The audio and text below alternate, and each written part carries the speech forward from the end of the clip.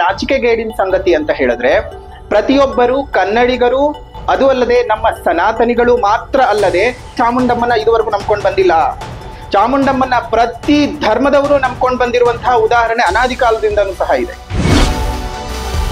ಅಂತಹದ್ರಲ್ಲಿ ನಂಬಿಕೆ ಇಲ್ಲದ ವ್ಯಕ್ತಿಗೆ, ಶ್ರದ್ಧೆ ಇಲ್ಲದ ವ್ಯಕ್ತಿಗೆ, ಅದರಲ್ಲೂ ನಮ್ಮ ಕನ್ನಡವನ್ನ, ಕರ್ನಾಟಕವನ್ನ, ಕನ್ನಡ ನಾಡ ಗೀತೆಯ ವಿರೋಧಿಯಿಂದ ನಾಡ ಹಬ್ಬದ ಉದ್ಘಾಟನೆಯನ್ನ ಮಾಡಿಸೋದಕ್ಕೆ ನಮ್ಮ ಘನ ಸರ್ಕಾರ ಹೊರಟಿದೆ. ಯಾವ ಕಡೆಯಿಂದ ಸಂಬಂಧ? ಅರಿಶಿನ ಕುಂಕುಮವನ್ನ ಬಾವುಟಕ್ಕೆ ಹಾಕ್ಬಿಟ್ಟು ಕರ್ನಾಟಕದ ಬಾವುಟದ ಬಗ್ಗೆ ಮಾತಾಡ್ತಾ ಇದ್ದೀರಿ, ಕರ್ನಾಟಕದ ಅಸ್ಮಿತೆಯ ಬಗ್ಗೆ ಮಾತಾಡ್ತಾ ಇದ್ದೀರಿ ನಮ್ಮ ಬಾನು ಮುಷ್ತಾಕಮ್ಮ. ಆದ್ರೆ ಅದೇ ಅರಿಶಿನ ಕುಂಕುಮ ಅದೆಷ್ಟೋ ಹೆಣ್ಣು ಮಕ್ಕಳ ಸೌಭಾಗ್ಯದ ಸಂಕೇತ ಅಂತ ಇವತ್ತಿಗೂ ಆ ಹೆಣ್ಣು ಮಕ್ಕಳು ಬದುಕ್ತಾ ಇದ್ದಾರೆ. ಹಾಗಾದ್ರೆ ನೀವು ಆ ಹೆಣ್ಣು ಮಕ್ಕಳಿಗೆ ಏನಂತ ಹೇಳುತ್ತಾ ಹೊರಟಿದ್ದೀರಾ? ಕನ್ನಡ ತಾಯಿಯನ್ನ ಭುವನೇಶ್ವರಿಯನ್ನಾಗಿ ಮಾಡಿದ್ರಿ ಅಂತ. ನಮ್ಮ ನಾಡಗೀತೆ ಏನ್ ಹೇಳುತ್ತೆ? ಜಯ ಭಾರತ ಜನನಿಯ ತನುಜಾತೆ, ಜಯ ಹೇ ಕರ್ನಾಟಕ ಮಾತೆ. ಮರ್ತೋಗಿದ್ದೀರಾ ನಾಡಗೀತೆಯನ್ನ? ಭುವನೇಶ್ವರಿ ಅನ್ನೋದನ್ನ ನಾವು ಅಪ್ಪಿದ್ದೇವೆ, ಅವಳ ಮಡಿಲಿನಲ್ಲಿ ಬದುಕ್ತಿದ್ದೇವೆ.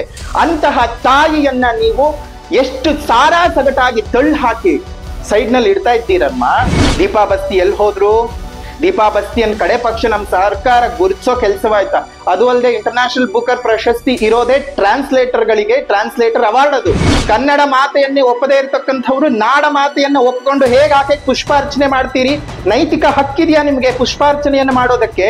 ಕನ್ನಡ ಇರೋದ್ರಿಂದ ನಾನಿದ್ದೀನಿ, ಕನ್ನಡ ಇರೋದ್ರಿಂದ ಬಾನು ಮುಷ್ತಾಕು, ಕನ್ನಡ ಇರೋದ್ರಿಂದ ಸಕಲರು, ಕನ್ನಡ ಇರೋದ್ರಿಂದ ನಾವೆಲ್ಲರೇ ಹೊರತು ನಮ್ಮಿಂದೆಲ್ಲ ಕನ್ನಡ ಅಲ್ಲ.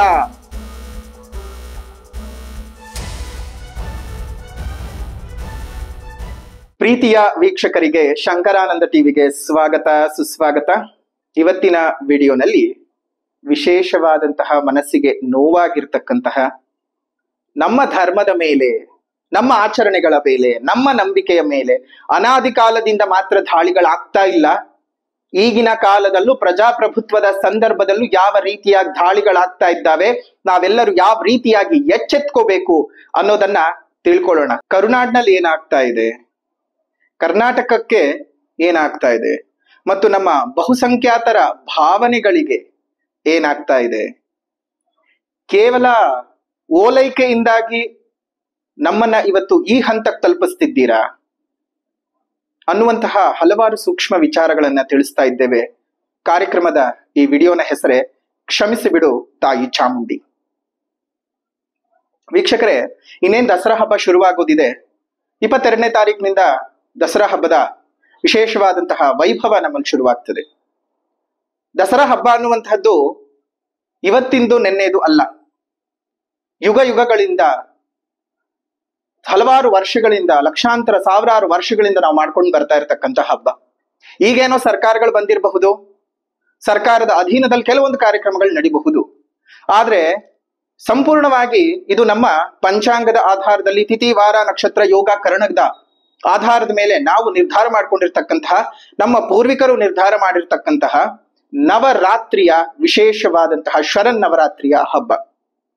ಇಂತಹ ಹಬ್ಬದಲ್ಲಿ ಏನಾಗ್ತಿದೆ, ಇತ್ತೀಚಿನ ಕಾಲಘಟ್ಟದಲ್ಲಿ ಯಾವಾಗ ಜಯಚಾಮರಾಜೇಂದ್ರ ಒಡೆಯರವರು ತೀರಿ ಹೋಗ್ತಾರೆ, ನಾಡದೇವಿಯಾಗಿರ್ತಕ್ಕಂತಹ, ನಾಡದೇವಿ ಅಂತ ಎಲ್ಲರೂ ಒಪ್ಪಿಕೊಂಡಿರ್ತಕ್ಕಂತಹ ಚಾಮುಂಡಿ ಅಮ್ಮನವರ ವಿಗ್ರಹವನ್ನ ಅಂಬಾರಿಯ ಮೇಲೆ ಇಟ್ಟು ಯಾವಾಗ ಒಂದು ಜಂಬೂ ಸವಾರಿಯನ್ನು ಮಾಡಬೇಕು ಅನ್ನುವಂತಹ ನಿರ್ಣಯವನ್ನ ಸರ್ಕಾರ ಮಾಡ್ಕೊಳ್ಳುತ್ತೆ, ಅಲ್ಲಿಂದ ಸರ್ಕಾರಿ ಹಬ್ಬವಾಗಿ ಆ ಒಂದು ಹಂತ ಮಾತ್ರ ಬಂದಿರತಕ್ಕಂಥದ್ದು. ಅದರಲ್ಲಿ ಪ್ರತಿಯೊಬ್ಬರಿಗೂ ಯಾರಿಗೆ ಧರ್ಮದಲ್ಲಿ, ಆಚರಣೆಯಲ್ಲಿ ಶ್ರದ್ಧೆ ಇದೆ, ನಂಬಿಕೆ ಇದೆ, ಅಂತಹವರೇ ಇದುವರೆಗೂ ಸಹ ಬಂದು ದಸರಾ ಹಬ್ಬದ ಆ ಜಂಬೂ ಸವಾರಿಯ ವಿಶೇಷವಾದಂತಹ ಆಚರಣೆಯ ಉದ್ಘಾಟನೆಯನ್ನು ಮಾಡ್ತಾ ಇದ್ರು.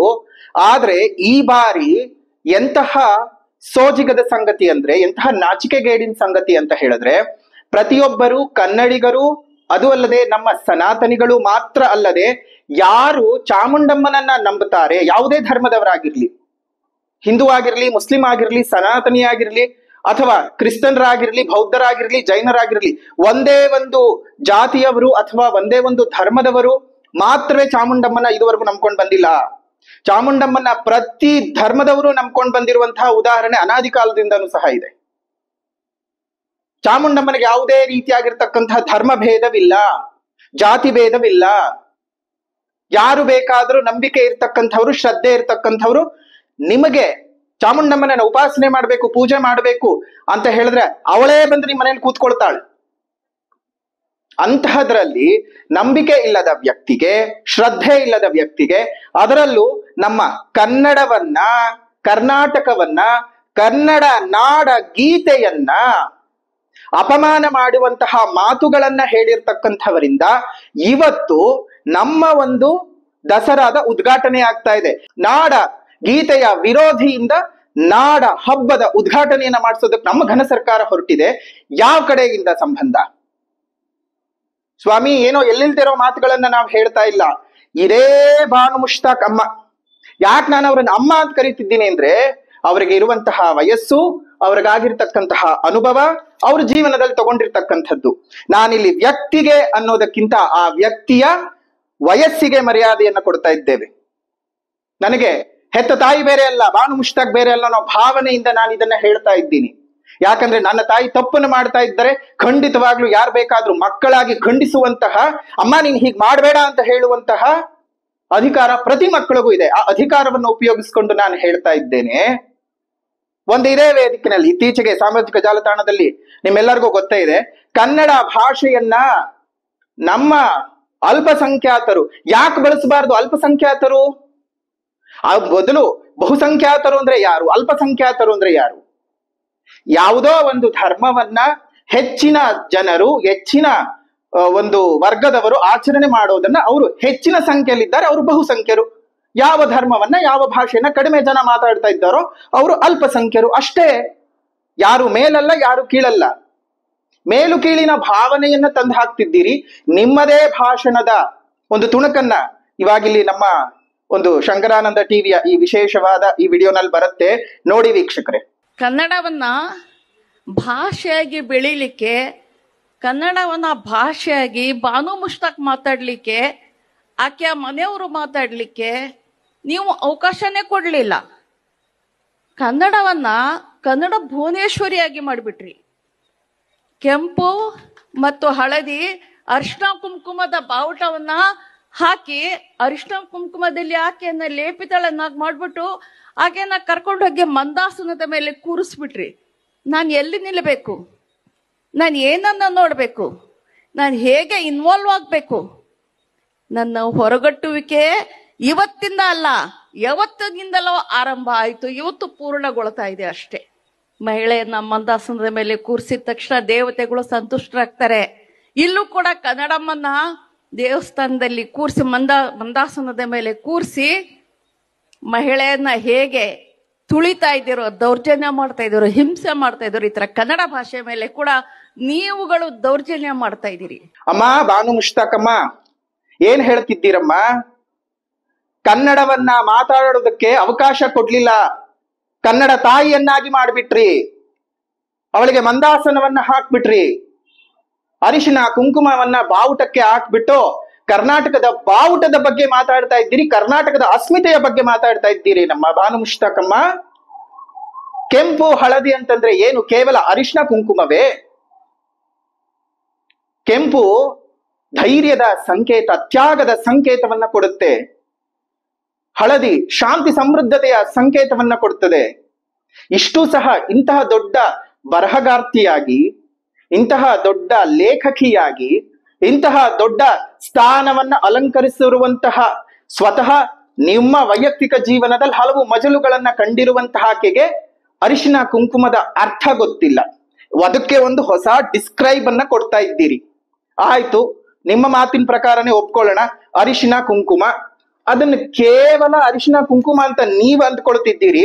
ಆದ್ರೆ ಅದೇ ಅರಿಶಿನ ಕುಂಕುಮ ಅದೆಷ್ಟೋ ಹೆಣ್ಣು ಮಕ್ಕಳ ಸೌಭಾಗ್ಯದ ಸಂಕೇತ ಅಂತ ಇವತ್ತಿಗೂ ಆ ಹೆಣ್ಣು ಮಕ್ಕಳು ಬದುಕ್ತಾ ಇದ್ದಾರೆ. ಹಾಗಾದ್ರೆ ನೀವು ಆ ಹೆಣ್ಣು ಮಕ್ಕಳಿಗೆ ಏನಂತ ಹೇಳಕ್ ಹೊರಟಿದ್ದೀರಾ? ಅಂದ್ರೆ ನೀವು ಆ ಹೆಣ್ಣು ಮಕ್ಕಳಿಗೆ ಏನಂತ ಹೇಳಕ್ ಹೊರಟಿದ್ದೀರಿ? ಅರಿಶಿನ ಕುಂಕುಮ ಅಷ್ಟೊಂದು ಕೇವಲವಾಗಿ ಹೋಯ್ತೆ? ನಿಮಗ್ ನಂಬಿಕೆ ಇಲ್ದೇ ಇದ್ರೆ ಬೇಡಮ್ಮ ಬಾನಮ್ಮ, ನಿಮಗೆ ನಂಬಿಕೆ ಇಲ್ದೇ ಇದ್ರೆ ಬೇಡ.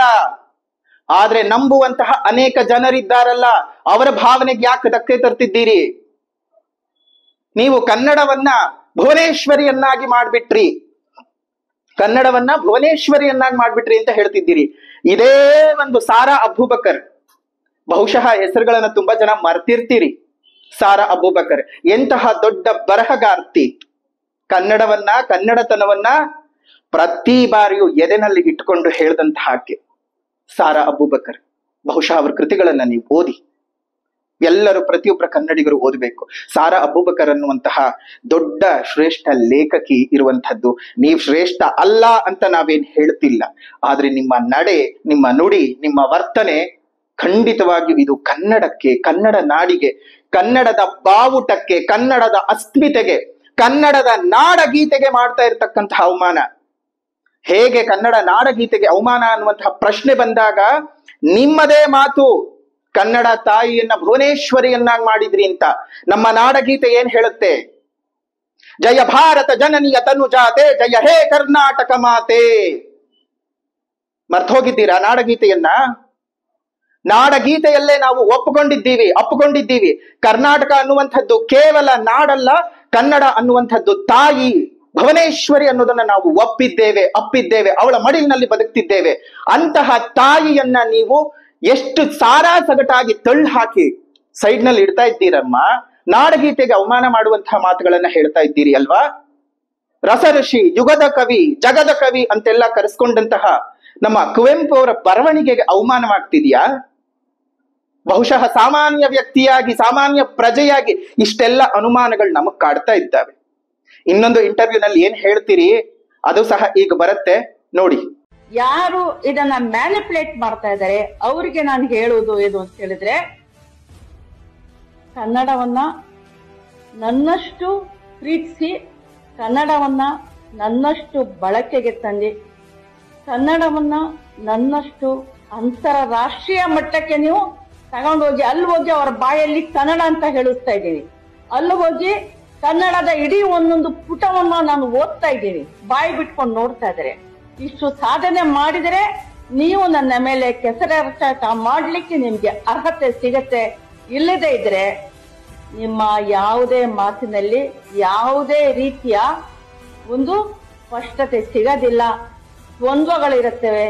ಮತ್ತೆ ನಾನೇ ಸಾಕ್ಷಿ, ಕನ್ನಡ ನಂಬಿದವರನ್ನ ಯಾವತ್ತಿಗೂ ಕೂಡ ಕನ್ನಡ ಕೈ ಬಿಡೋದಿಲ್ಲ. ರಾಜಕೀಯವನ್ನ ಮಾಡಬೇಕು, ವಿರೋಧ ಪಕ್ಷ ಅಂತ ಇರಬೇಕು, ಆಡಳಿತ ಪಕ್ಷ ಅಂತ ಇರಬೇಕು. ಆದರೆ ಯಾವ ವಿಷಯದಲ್ಲಿ ರಾಜಕೀಯವನ್ನ ಮಾಡಬೇಕು, ಯಾವ ವಿಷಯದಲ್ಲಿ ರಾಜಕಾರಣ ಮಾಡಬಾರ್ದು ಅನ್ನುವಂತಹ ಪ್ರಜ್ಞೆ ಸಕ್ರಿಯ ರಾಜಕಾರಣಿಗಳಿಗೆ ಇರಬೇಕು. ಮ್ಯಾನಿಪುಲೇಟ್ ಮಾಡಿ ಹೇಳ್ತಾ ಇದ್ದಾರೆ, ಮ್ಯಾನಿಪುಲೇಷನ್ ಆಗ್ತಾ ಇದೆ. ನಾನು ಹೇಳಿರೋದು ಬಂದು ಇವರಿಗೆಲ್ಲ ನಾನು ಉತ್ತರ ಕೊಡೋ ಅವಶ್ಯಕತೆ ಇಲ್ಲ. ನನ್ನ ಹಾಗೆ ಅಂತಾರಾಷ್ಟ್ರೀಯ ಮಟ್ಟದಲ್ಲಿ ಕನ್ನಡವನ್ನ ಬೆಳೆಸಿ ಮೆರೆಸಿ ನಾನು ಪುಟಗಟ್ಲೆ ಓದ್ತಾ ಇದ್ರೆ ಅವರು ಕಣ್ ಬಿಟ್ಕೊಂಡು ನೋಡ್ತಾ ಇರ್ತಾರೆ ಅಂತ ಹೇಳ್ತಿದ್ದೀರಿ ಅಲ್ವೇನಮ್ಮ? ನಿಮಗೆ ಏನು ಆ ಇಂಟರ್ನ್ಯಾಷನಲ್ ಬುಕ್ಕರ್ ಅವಾರ್ಡ್ ನಲ್ಲಿ ಅರ್ಧ ಭಾಗ ಬಂತಲ್ಲ, ಆ ಅರ್ಧ ಭಾಗ ಬಂದಂತಹ ವೇದಿಕೆಯಲ್ಲಿ ಒಂದೇ ಒಂದು ಅಕ್ಷರದ ಕನ್ನಡದ ಮಾತುಗಳನ್ನ ನೀವು ಹೇಳಿದ್ದೀರೇನಮ್ಮ? ಬಾನಮ್ಮ, ಹೇಳಿದ್ದೀರೇನಮ್ಮ? ಇನ್ನು ಮೂಲವಾಗಿ ಈ ಪ್ರಶಸ್ತಿ ಬಂದದ್ದೇ ಟ್ರಾನ್ಸ್ಲೇಟರ್ಗೆ. ನಿಮ್ಮ ಸಹಕಾರ ಇತ್ತು ಅನ್ನುವಂತಹ ಕಾರಣಕ್ಕೆ ನಿಮಗೂ ಅರ್ಧ ಭಾಗವನ್ನ ಕೊಟ್ಟಿದ್ದಾರೆ. ಇದಕ್ಕೆ ದಾಖಲೆಗಳು ಖಂಡಿತ ಇದೇ ಪೇಜ್ ನಲ್ಲೇ ಇದೆ, ಬುಕರ್ ಅವಾರ್ಡ್ ಪೇಜ್ ನಲ್ಲೇ ಇದೆ. ಇಬ್ಬರಿಗೂ ಸಹ ಸಹಭಾಗಿತ್ವದಲ್ಲಿ ಕೊಟ್ಟಿದ್ದೇವೆ. ಬಂದಿದ್ದಂತಹ $50,000 ಪ್ರಶಸ್ತಿಯನ್ನು ಸಮಭಾಗ ಮಾಡಿಕೊಟ್ಟಿದ್ದೇವೆ ಅಂತ. ದೀಪಾ ಬಾಸ್ತಿ ಪಾಪ ಎಲ್ಲಿ ಹೋದ್ರೋ ಗೊತ್ತಿಲ್ಲ. ನಮ್ ಕನ್ನಡಿಗರು ನೋಡಿ ವಿಶಾಲ ಹೃದಯದವರು. ಯಾರಾದ್ರೂ ಅಯ್ಯೋ ನನಗ್ ನೋವಾಗ್ತಿದ್ಯಪ್ಪ ಅಂತ ಹೇಳ್ತಾ ಇದ್ದಂದ್ರೆ ಅಯ್ಯೋ ಅವ್ರಿಗೆ ನೋವಾಗ್ತಾ ಇದೆಯಂತೆ, ಹಾಗೆ ಹೀಗೆ ಅಂತ ಹೋಗಿ ಹೊಟ್ಟೆ ತುಂಬಿರೋರ್ಗೆ ನೀರ್ ಕೊಡುವಂತಹ ಪ್ರಯತ್ನ ಮಾಡ್ತೀರಿ. ಆದ್ರೆ ಬಾಯಾರಿಕೆ ಆಗಿರೋಂಥವ್ರಿಗೆ ನೀವ್ ನೀರ್ ಕೊಡಲ್ವಲ್ರಿ. ದೀಪಾ ಬಸ್ತಿ ಎಲ್ಲಿ ಹೋದ್ರು? ದೀಪಾ ಬಸ್ತಿಯನ್ ಕಡೆ ಪಕ್ಷ ನಮ್ ಸರ್ಕಾರ ಗುರ್ತಿಸೋ ಕೆಲ್ಸವಾಯ್ತಾ? ಅದು ಅಲ್ಲದೆ ಇಂಟರ್ನ್ಯಾಷನಲ್ ಬುಕರ್ ಪ್ರಶಸ್ತಿ ಇರೋದೇ ಟ್ರಾನ್ಸ್ಲೇಟರ್ಗಳಿಗೆ, ಟ್ರಾನ್ಸ್ಲೇಟರ್ ಅವಾರ್ಡ್. ಅದು ಮರ್ತ್ ಹೋಗಿದ್ಯಾ? ಇದೇ ಬುಕರ್ ಪ್ರಶಸ್ತಿ ಬಂದಂತಹ ವೇದಿಕೆ ಮೇಲೆ ನಿಂತ್ಕೊಂಡು ಒಂದೇ ಒಂದು ಅಕ್ಷರವಾದ್ರೂ ಕನ್ನಡನ ಮಾತಾಡಿದ್ರೆ ನಮ್ಮ ದೀಪಾ ಬಸ್ತಿ ಮಾತಾಡ್ತಾರೆ. ಜೇನಿನ ಹೊಳೆಯೋ, ಹಾಲಿನ ಮಳೆಯೋ, ಸುಧೆಯೋ, ಕನ್ನಡ ಸವಿ ನುಡಿಯೋ, ನನ್ನ ಭಾಷೆ ಹಾಗಿದೆ. ಟ್ರಾನ್ಸ್ಲೇಟರ್ ಆಕೆ, ನೀವು ಬರ್ದಿರುವಂತಹ ನಮ್ಮ ನೆಚ್ಚಿನ ಕನ್ನಡ ಭಾಷೆಯ, ನಮ್ಮ ಜೀವನದ ಭಾಷೆಯನ್ನ ಆಕೆ ಇಂಗ್ಲಿಷ್ ನಲ್ಲಿ ಭಾವನೆಗಳನ್ನ ತುಂಬಿ ಬರೆದಿರತಕ್ಕಂತಹ ಆಕೆ ಕನ್ನಡದ ವರ್ಣನೆಯನ್ನ ಮಾಡ್ತಾರೆ. ತಾವು ವರ್ಣನೆಯನ್ನ ಮಾಡಿದ್ರೇನಮ್ಮ? ಇದೇ ವಿಡಿಯೋನಲ್ಲಿ ಏನ್ ಹೇಳ್ತೀರಿ? ಅಂತಾರಾಷ್ಟ್ರೀಯ ಮಟ್ಟದಲ್ಲಿ ಕನ್ನಡವನ್ನ ನನ್ನ ಹಾಗೆ ಬೆಳೆಸಿ, ಕನ್ನಡವನ್ನ ಯಾರಮ್ಮ ಬೆಳೆಸಬೇಕು? ಕನ್ನಡ ಇರೋದ್ರಿಂದ ನಾನಿದ್ದೀನಿ, ಕನ್ನಡ ಇರೋದ್ರಿಂದ ಬಾನು ಮುಷ್ತಾಕು, ಕನ್ನಡ ಇರೋದ್ರಿಂದ ಸಕಲರು, ಕನ್ನಡ ಇರೋದ್ರಿಂದ ನಾವೆಲ್ಲರೇ ಹೊರತು ನಮ್ಮಿಂದೆಲ್ಲ ಕನ್ನಡ ಅಲ್ಲ. ನಾವ್ಯಾರು ಅಲ್ಲ. ಕನ್ನಡವನ್ನ ಉಳಿಸೋಕಲ್ಲ, ಕನ್ನಡವನ್ನ ನಾವು ಬಳಸ್ಕೋಬೇಕಷ್ಟೇ. ಅದು ಇರೋದಕ್ ನಾವಿದ್ದೀವಿ. ಕನ್ನಡ ಎಂತೆಂಥದ್ದು! ಆದಿಕವಿ ಪಂಪ, ರನ್ನ, ಜನ್ನ, ಪೊನ್ನ, ರಾಘವಾಂಕ, ಹರಿಹರ, ಗೋವಿಂದಪ್ಪೈ, ಪಂಜೆ ಮಂಗೇಶ್ವರಾಯರು, ಚನ್ನವೀರ ಕಣವಿ, ನಮ್ಮ ನಿತ್ಯೋತ್ಸವದ ಕವಿ ನಿಸಾರ್ ಅಹಮದ್, ಕುವೆಂಪು, ದರಾ ಬೇಂದ್ರೆ, ತೇಜಸ್ವಿ, ಬಹಳ ಜನರಿದ್ದಾರೆ. ನಮ್ಮ ಬಂಡಾಯ ಕವಿಗಳು ಎಷ್ಟು ಜನ ಇದ್ದಾರೆ? ಆಗ್ಲೇ ಹೇಳಿದಾಗ ಸಾರಾ ಅಬೂಬಕರ್, ತ್ರಿವೇಣಿ, ವೈದೇಹಿ, ಒಬ್ರ ಇಬ್ರ ಇಂಥವ್ರು ಮಾಡಿದ ಸಾಧನೆ. ಅವರೆಲ್ಲ ಹೇಳ್ಕೊಂಡಿದ್ದೇನು? ಕನ್ನಡದಿಂದ ನಾವಿದ್ದೇವೆ ಅಂತ ನೀವ್ ಹೇಳ್ತಿದ್ದೀರಿ, ನಾನ್ ಕನ್ನಡನ್ ಬೆಳೆಸ್ತಿದ್ದೀನಿ ಅಂತ. ನೀವ್ಯಾರು ಅಲ್ಲ ಕನ್ನಡನ್ ಬೆಳೆಸೋಕೆ. ಕನ್ನಡ ಇರೋದಕ್ಕೆ, ಕನ್ನಡ ಬೆಳೆದಿರೋದಕ್ಕೆ ನೀವೆಲ್ಲರೂ ಇದ್ದೀರಿ. ಮೊದಲು ಅದಕ್ಕೆ ಕನ್ನಡಾಂಬೆ ಕ್ಷಮೆ ಕೇಳಬೇಕು. ಅದಕ್ಕೆ ನೀವು ಮೊದಲು ಕನ್ನಡಾಂಬೆ ಕ್ಷಮೆ ಕೇಳಬೇಕು. ಸಾರ್ವಜನಿಕ ಸಭೆಗಳಲ್ಲಿ, ಸಾರ್ವಜನಿಕ ಸಮಾರಂಭಗಳಲ್ಲಿ, ಸಾರ್ವಜನಿಕ ವ್ಯಕ್ತಿಗಳಾಗಿರ್ತಕ್ಕಂತಹ ನಾವೆಲ್ಲರಿಗೂ ಒಂದು ಪ್ರಜ್ಞೆ ಅನ್ನೋದಿರ್ಬೇಕು. ಬೇರೆಯವರಿಗೆ ಸ್ಫೂರ್ತಿಯಾಗಿ ನಿಂತ್ಕೊಳ್ಬೇಕಾದಂತಹ ನಾವುಗಳೇ ಈ ರೀತಿಯಾಗಾದ್ರೆ ಯಾವ ಅರ್ಥ ಅದು? ಕನ್ನಡವನ್ನ ನಾವು ಬಳಸಿದ್ರೆ ಸಾಕು. ಕನ್ನಡ ಉಳಿದಿರೋದಕ್ಕೆ ನಾವೆಲ್ಲರೂ ಉಳಿದಿದ್ದೀವಿ. ಸಾವಿರಾರು ವರ್ಷಗಳ ಇತಿಹಾಸ ಕನ್ನಡಕ್ಕಿದೆ. ನಿನ್ನೆ ಮೊನ್ನೆ ಬಂದು ಯಾರೋ ಒಬ್ರು ಬೆಳೆಸಿದಂತಹದ್ದಲ್ಲ. ಬಾನು ಮುಷ್ತಾಕ್ ಬೆಳೆಸಿಕ್ಕಿದಂತಹ ಕನ್ನಡ ಅಲ್ಲ ಇದು. ಯಾರೋ ಒಬ್ರು ಬಂದು ಬೆಳೆಸಿದಂತಹ ಭಾಷೆ ಅಲ್ಲ ಇದು.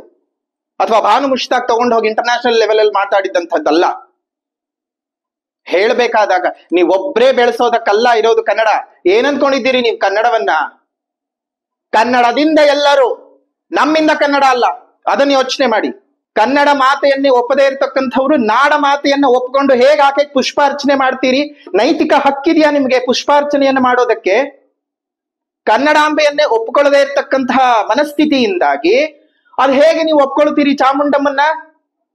ಯಾವ ಅಧಿಕಾರ ಇದೆ ನಿಮಗೆ? ಏನ್ ನೈತಿಕ ಹಕ್ಕಿದೆ? ಪ್ರಶ್ನೆಗಳನ್ನ ಸಾಮಾನ್ಯ ಪ್ರಜೆಯಾಗಿ ನಾವು ಕೇಳಲೇಬೇಕಾದ ಅವಶ್ಯಕತೆ ಇದೆ. ನಿಮಗೆ ನಂಬಿಕೆ ಇಲ್ಲದೆ ಇರತಕ್ಕಂತಹ ವಿಚಾರಗಳನ್ನ ನೀವು ಇಟ್ಕೊಳ್ಳಿ ಸ್ವಾಮಿ, ನೀವು ಇಟ್ಕೊಳ್ಳಿ ಅಮ್ಮ, ಬೇಡ ಅಂತ ನಾವ್ ಯಾರು ಹೇಳಲಿಕ್ಕೆ ಸಾಧ್ಯ ಇಲ್ಲ. ನೀವ್ ಯಾವುದೇ ಧರ್ಮದವರಾಗಿರ್ಲಿ, ನೀವ್ ಯಾವುದೇ ಕೋಮದವರಾಗಿರ್ಲಿ, ನೀವ್ ಯಾವುದೇ ಪಂಥವನ್ನ ಆಚರಣೆ ಮಾಡುವಂಥವರಾಗ್ಲಿ, ಅದ್ ಯಾರಿಗೂ ಸಹ ನಾನ್ ಮೊದಲೇ ಹೇಳ್ದಾಗೆ ಅಮ್ಮನಿಗೂ, ಅಮ್ಮ ಅಂತ ಬಂದಾಗ ಏನೂ ಇಲ್ಲ. ನಿಮಗ್ ಖಂಡಿತವಾಗ್ಲಿ ಪ್ರಶ್ನೆಗಳಿಗೆ ನೀವು ಉತ್ತರ ಕೊಡ್ಲೇಬೇಕು. ಇಲ್ಲಾಂದ್ರೆ ಯಾವುದೇ ಹಕ್ಕಿನಿಂದ ನೀವು ಆ ವೇದಿಕೆಯನ್ನು ಏರೋಕ್ ಆಗಲ್ಲ. ನೀವು ಸುಮ್ನೆ ಹೋಗಬಹುದು, ಹೂವ ಹಾಕಿ ಬರಬಹುದು. ನನಗೆ ನಂಬಿಕೆನೆ ಇಲ್ಲದೆ ಹೋಗಿ ನಾನು ದರ್ಗಾಗೋ, ಮಸೀದಿಗೋ ಹೋಗಿ, ಚರ್ಚಿಗೋ ಹೋಗಿ ಕ್ಯಾಂಡಲ್ ಹಚ್ಚಿ ಚಾದರ್ ಹಾಕ್ಬಿಟ್ಟು ಸುಮ್ನೆ ಫೋಟೋಗೋಸ್ಕರ, ವಿಡಿಯೋಗೋಸ್ಕರ ಬಂದ್ರೆ ನನ್ನ ಮನಸ್ಸಾಕ್ಷಿ ಚುಚ್ಚಲ್ವಾ? ನನ್ನ ಮನಸ್ಸಾಕ್ಷಿ ಚುಚ್ಚೋದಿಲ್ವಾ? ನಾನು ಏನ್ ಮಾಡಕ್ ಹೋಗ್ತಾ ಇದ್ದೀನಿ, ಏನ್ ಮಾಡ್ತಿದ್ದೀನಿ, ನನ್ನ ಎಲ್ಲ ವಿಚಾರಗಳನ್ನ, ನಿಮ್ಮ ಇದೇ ಪುಸ್ತಕವನ್ನ, ನಿಮ್ಮ ಇದೇ ಆ ಸಂಕಲನವನ್ನ ನಾನು ಓದಿದ್ದೇನೆ. ಬಹುಶಃ ಆ ಕೊನೆಯ ಆ ಅಚ್ಚುಗಳನ್ನ ಓದಬೇಕಾದ್ರೆ, ಆ ಕೈಯಿಂದ ಬೆಂಕಿಪಟ್ಟಣದ ಆ ಅನುಭವ ಓದಬೇಕಾದ್ರೆ ಪ್ರತಿಯೊಬ್ಬರಿಗೂ ಕಲ್ಲು ಹೃದಯದವರು ಕರಗುವಂತಹ ಬರವಣಿಗೆ ನಿಮ್ ಬರವಣಿಗೆ ಇದೆ. ಆದ್ರೆ ಕಲ್ಲು ಹೃದಯವನ್ನು ಕರಗಿಸುವಂತಹ ಬರವಣಿಗೆ ಇರ್ತಕ್ಕಂಥವ್ರು ಇವತ್ತು ಹೂವನ್ನು ಕಲ್ಲನ್ನಾಗಿ ಮಾಡುವಂತಹ ಮಾತುಗಳನ್ನ ಹೇಳಿ ಕನ್ನಡಕ್ಕೆ, ನಾಡಗೀತೆಗೆ, ನಮ್ಮ ರಸಋಷಿಗೆ ಎಂತಹ ಅವಮಾನಗಳನ್ನ ನೀವು ಸೃಷ್ಟಿ ಮಾಡ್ಕೊಡ್ತಾ ಇದ್ದೀರಿ ಅಲ್ವಾ? ಅದನ್ನ ಯಾವತ್ತಾದ್ರೂ ಯೋಚನೆ ಮಾಡಿದ್ದೀರಾ? ಹಿಂದೂ, ಕ್ರೈಸ್ತ, ಮುಸಲ್ಮಾನ, ಪಾರಸಿಕ, ಜೈನರ ಉದ್ಯಾನ, ಜನಕನ ಹೋಲುವ ದೊರೆಗಳ ಧಾಮ ಹೇಗಿದೆ? ನಾವೆಲ್ಲರೂ ಒಂದೇ ಅನ್ನೋ ಭಾವನೆಯಲ್ಲಿ ನಾವು ಬದುಕ್ತಾ ಇದ್ರೆ ಎಲ್ಲರೂ ಅಂತ ನಾವು ಹೇಳಲಿಕ್ಕೆ ಆಗಲ್ಲ. ಕೆಲವರು ನೀವ್ಯಾಕೆ ಹೀಗ್ ಮಾಡ್ತಾ ಇದ್ದೀರಿ ಅನ್ನುವಂತಹ ಪ್ರಶ್ನೆ ಒಂದು ಅರ್ಥ ಮಾಡ್ಕೊಳ್ಳಿ. ಪ್ರತಿಯೊಬ್ರು ಅಷ್ಟೇ, ನೀವು ಮಾತ್ರ ಅಲ್ಲ, ನೀವು ಕನ್ನಡಕ್ಕೆ ಏನು ಕೊಡುಗೆ ಕೊಟ್ಟಿದ್ದೀರಿ ಅಂತ ಪ್ರಶ್ನೆಯನ್ನ ನಾನು ಕೇಳಲಾರೆ. ಯಾಕೆ ಅಂದ್ರೆ ಬಹುಶಃ ನಿಮ್ಮ ಬರವಣಿಗೆಯನ್ನ ಒಂದು ಕಾಲಕ್ಕೆ ನಾನು ಸಹ ಮೆಚ್ಚಿದಂತಹ ವ್ಯಕ್ತಿ. ಕನ್ನಡದ ಬರವಣಿಗೆಗೆ ನಿಮ್ಮ ಕೊಡುಗೆ ಇದ್ದಿರಬಹುದು. ಆದ್ರೆ ಕನ್ನಡದ ಬಗ್ಗೆ, ಕರ್ನಾಟಕದ ಬಗ್ಗೆ, ಕನ್ನಡ ಮಾತೆಯ ಬಗ್ಗೆ, ಅಮ್ಮ ಅನ್ನುವಂತಹ ಆ ಪದಕ್ಕೆ ನೀವು ಬಳಸಿದಂತಹ ವಿಚಾರಗಳಿದೆಯಲ್ಲ, ನಾಡಗೀತೆಗೆ, ಅದು ಅಲ್ಲದೆ ಕೇವಲ ನಾಡ ಬಾವುಟದ ಅರ್ಥವನ್ನೇ ತಿಳ್ಕೊಳ್ಳೋದಕ್ಕೆ ಸಾಧ್ಯವಿಲ್ಲದೆ ಇರತಕ್ಕಂಥವ್ರು ನೀವ್ ಹೇಗ್ ನಾಡ ಹಬ್ಬವನ್ನ ಉದ್ಘಾಟನೆ ಮಾಡ್ತೀರಿ? ಈ ಪ್ರಶ್ನೆಗಳನ್ನ ನಿಮ್ ಮನಸ್ಸಾಕ್ಷಿಗೆ ಕೇಳ್ಕೊಂಡು ಮನಸ್ಸಾಕ್ಷಿಗೆ ಅದೆಲ್ಲ ಸರಿ ಮಾಡ್ಕೊಂಡು ಅದಾದ ನಂತರ ನೀವ್ ವೇದಿಕೆಯನ್ನು ಹತ್ತಿ. ಇನ್ ನಮ್ ಘನ ಸರ್ಕಾರಕ್ಕೆ ಇದೆಲ್ಲವನ್ನು ಯೋಚನೆ ಮಾಡುವಂತಹ ಸಮಯವೂ ಇಲ್ಲ, ಅವಕಾಶವೂ ಇಲ್ಲ. ಯಾವುದು ಸರಿ, ಯಾವುದು ತುಲನೆ. ಅವನೊಬ್ಬ ಯಾರೋ ಬಂದ, ನಾನು ವಿದೇಶದಲ್ಲಿ ಹೋಗಿ ಆಕಾಶದಲ್ಲಿ ಹಾರಾಡೋ ಡ್ರೋನ್ ಮಾಡಿದ್ದೀನಿ ಅಂದ, ಅದಕ್ಕೂ ಒಂದು ಹೆಸರು ಕೊಟ್ರಿ. ಇನ್ನೊಬ್ಬ ಯಾವನೋ ಬಂದ AI ವಿಡಿಯೋಗಳನ್ನ ಮಾಡ್ಕೊಂಡ, ನಮ್ಮ ಧಾರ್ಮಿಕ ಶ್ರದ್ಧಾ ಕೇಂದ್ರದ ಮೇಲೇನೆ ನಮಗೆ ಅಪನಂಬಿಕೆಗಳು ಬಂದ್ಬಿಡ್ಬೇಕು ಆ ರೀತಿಯಾಗಿ ಮಾಡ್ದ, ಅವನನ್ನ ನಂಬದ್ವಿ.